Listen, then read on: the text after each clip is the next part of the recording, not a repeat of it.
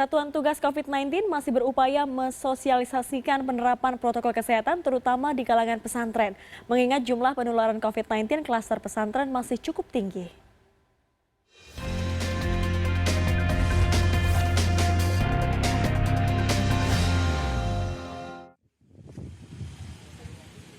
Masih banyaknya kasus tertular COVID-19 di klaster pesantren, membuat Satuan Tugas COVID-19 berupaya mensosialisasikan penerapan protokol kesehatan.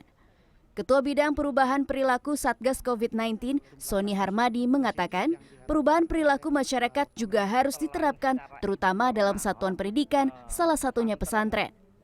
Nah, salah satu komponen masyarakat yang penting adalah pendidikan termasuk pesantren. Karena satuan pendidikan termasuk pesantren itu kita harapkan menjadi garda terdepan tuh, ujung tombak di dalam mendorong perubahan perilaku di masyarakat. Satu, melalui keteladanannya, dua, melalui edukasinya. Jadi karena beliau-beliau ini kaum cendekia, kita berharap bisa selain menerapkan untuk dirinya juga memberikan pengetahuan bagi masyarakat sekitarnya. Untuk memutus rantai penularan virus corona, pesantren Darun Najah menerapkan One Gate System atau sistem satu pintu untuk keluar masuk peserta didik atau pengelola. Hal ini diungkapkan pemimpin pesantren Darun Najah setelah mengetahui salah seorang di pesantrennya tertular virus corona. Pertama, kita berusaha ada One Gate System di pesantren. One Gate System ini artinya semua masyarakat yang sudah sehat di dalam pesantren itu bagaimana caranya itu tidak bisa keluar masuk dari pesantren. Yang pertama itu yang kita lakukan.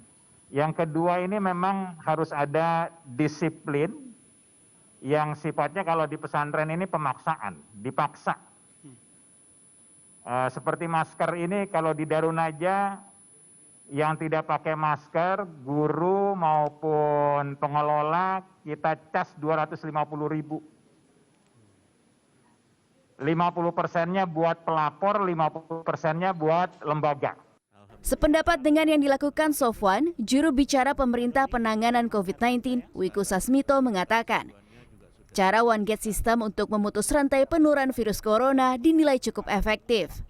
Selain itu, menurut Wiku, guru dan pengelola masih berpotensi menularkan virus corona. Wiku mengungkapkan pesantren tetap harus melakukan testing berupa rapid test jika ada yang berpergian. Dalam memastikan bahwa keluar masuknya santri itu betul-betul dikendalikan. Dan ternyata yang tertular biasanya karena ada kontak dengan yang luar.